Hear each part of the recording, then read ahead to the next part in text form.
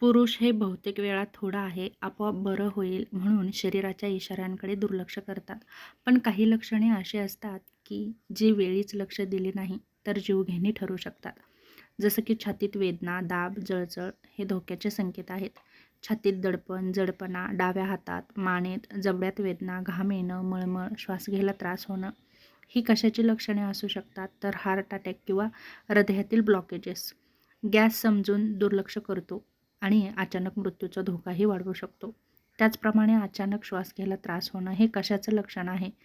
तर हृदय अपयशी होत आहे, फुफ्फुसामध्ये पाणी आहे, फुफ्फुसामध्ये रक्ताची गाठ आहे, रात्री झोपेत दम लागणं फार धोकादायक आहे, सतत थकवा, कमजोरी जाणवणं. धोक्याची कारणं म्हणजे कमी हिमोग्लोबिन आणि हृदय कमजोर होणं, किडनीचा किंवा लिव्हरचा विकार असणं, डायबिटीज. वयामुळे आहे असं म्हणून आपण त्याकडे दुर्लक्ष करतो, पण दुर्लक्ष करू नका.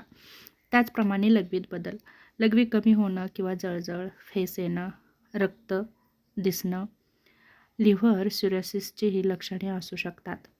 सूज म्हणजे शरीरात पाणी साठणं आणि ही धोक्याची घंटा आहे. त्याचप्रमाणे अचानक चक्कर येणं, बेशुद्ध पडणं हे कशाचं लक्षण आहे? तर लो बीपी किंवा हाय बीपी. मेंदूला रक्तपुरवठा कमी होतो, त्यामुळे स्ट्रोकचा धोका वाढतो. वाहन चालवताना हे फार जीवघेणं ठरू शकतं. त्याचप्रमाणे डोकेदुखी, डोळ्यापुढे अंधारी येणं हे कशाचं लक्षण आहे? तर हाय ब्लड प्रेशर किंवा मेंदूतील रक्तस्रावाचा धोका. बीपी वाढल्यावर शरीर आधी इशारा देतं, जसं की वजन आपलं अचानक कमी होतं. हे कशाचं लक्षण आहे? तर cancer, thyroid, TB, diabetes. Diet न करता वजन घटणं जर चालू असेल तर नक्कीच तपासणी करणं गरजेचे आहे.